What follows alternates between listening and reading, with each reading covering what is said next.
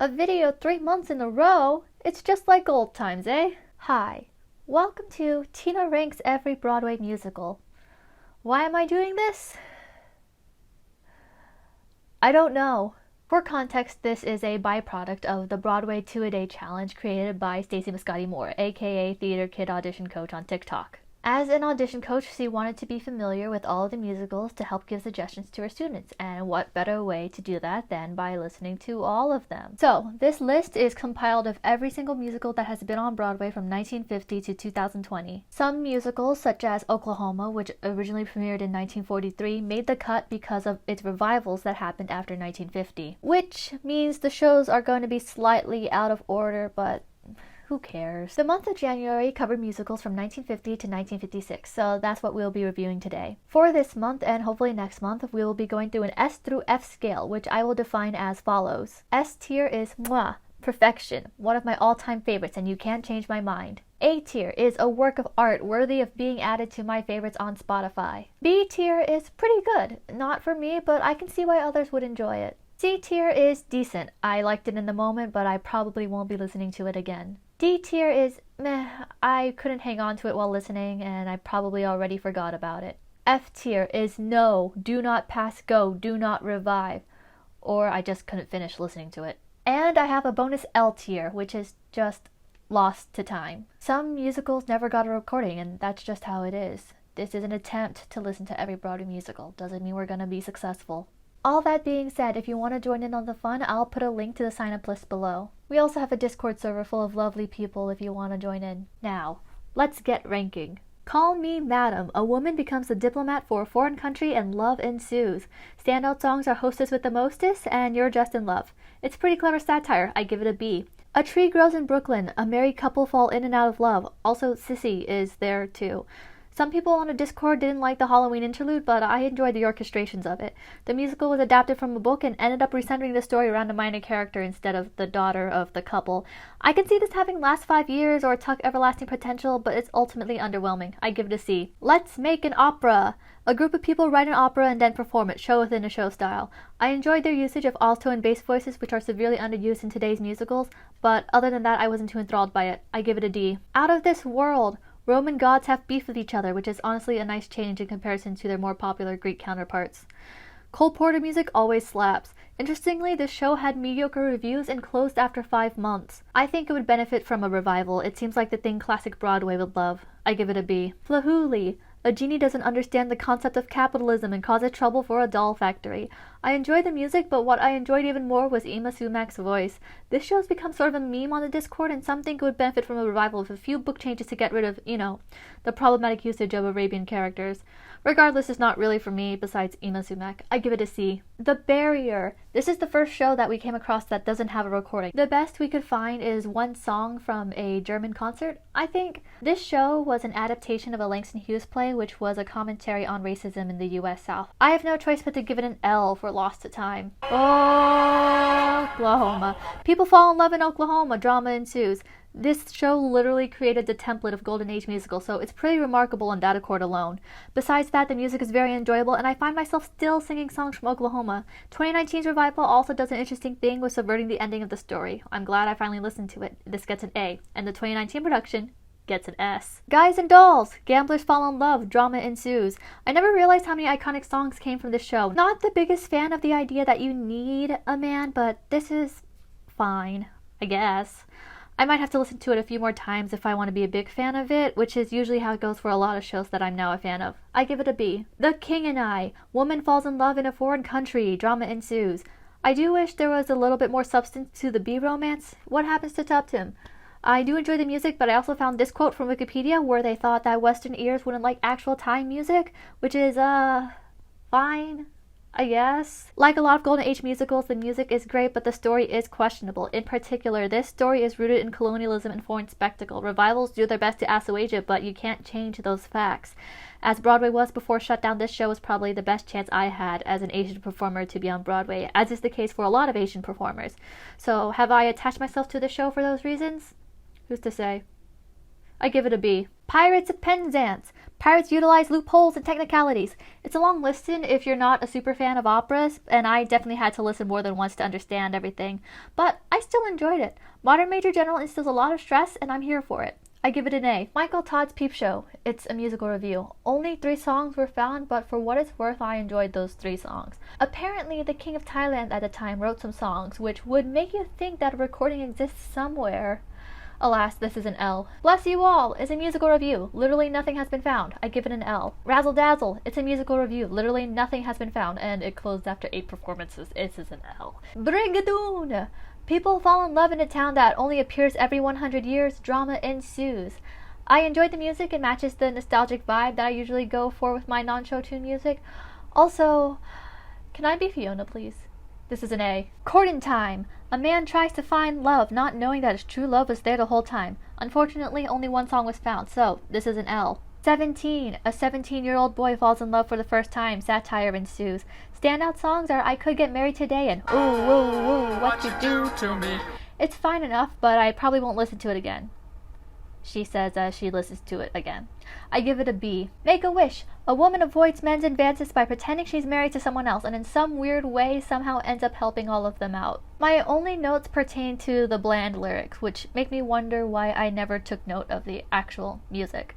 I give it a C, and it was at this point that my brain started to melt. Listening to a lot of Golden Age musicals just make you realize how many of them just sort of start to meld together into one conglomerate. Music in the Air. A small-town couple goes to the big city to get a song published and the love square ensues. The music is probably fine, but at this point I've listened to better musicals. I give it a C. Top Banana. People fall in love in a TV studio.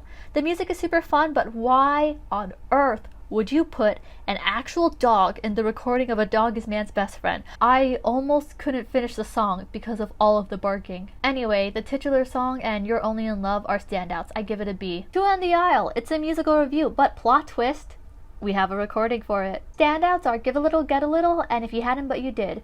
I give it an A. New Faces of 1952. It's a musical review. I loved the music and the running gag of the song Income Tax being continually cut off. Standout songs are Lizzie Borden, Bal Petit Bal, and Raining Memories. Just for that one line, it's raining memories and it's also raining rain. This is an S tier. Paint Your Wagon. Drama ensues during the gold rush. There's a weird plot point about a Mormon and polygamy and buying a wife that feels really off.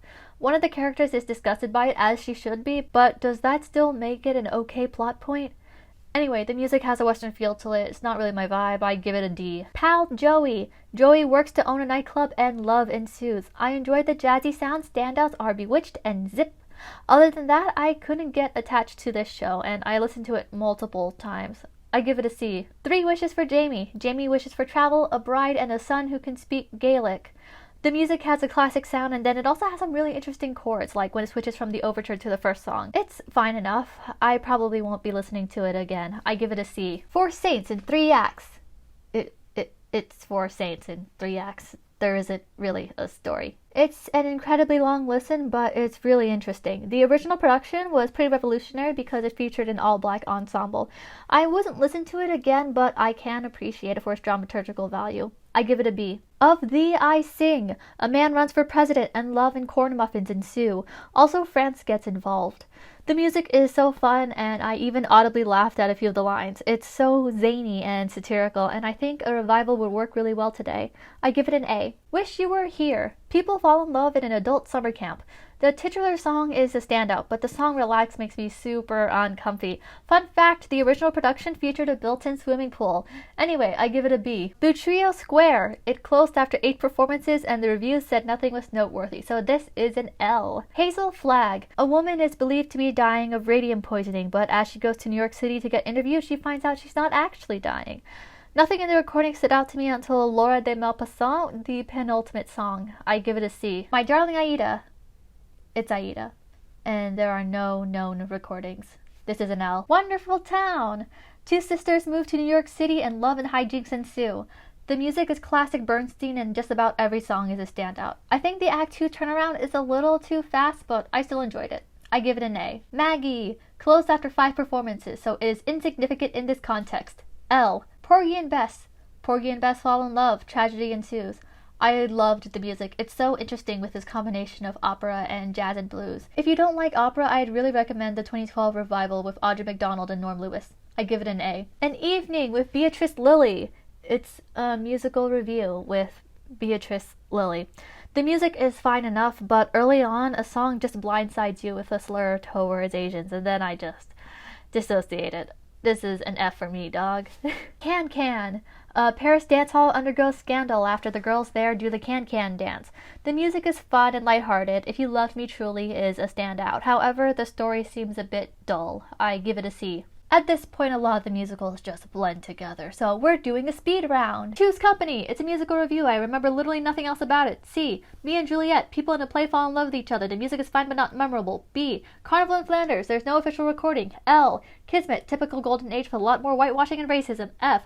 The Girl in Pink Tights. A ballet and a play compete with each other until they create a musical through the power of love.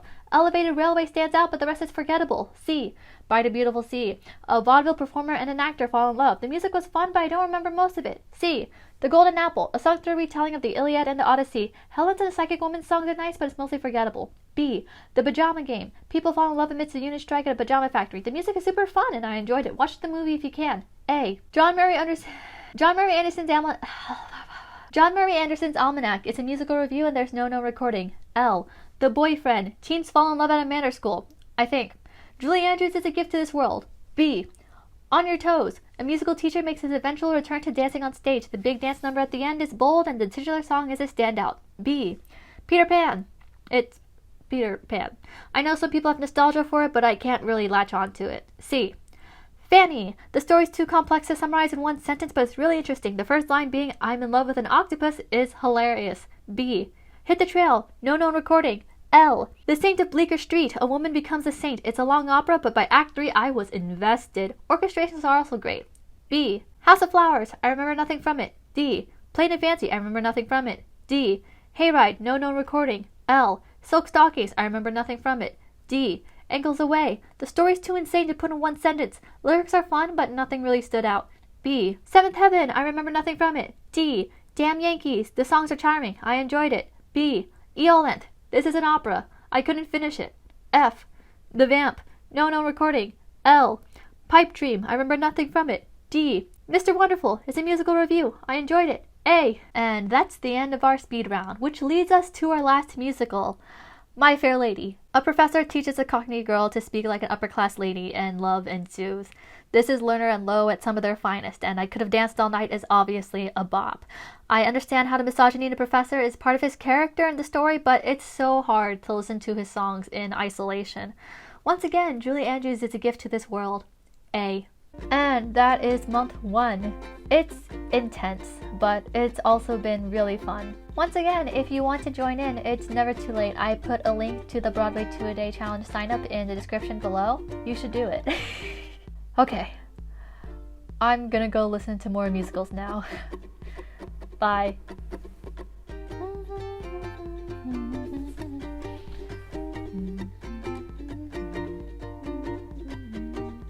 Oh, please subscribe. I'll make videos. Oh, I'm still recording here.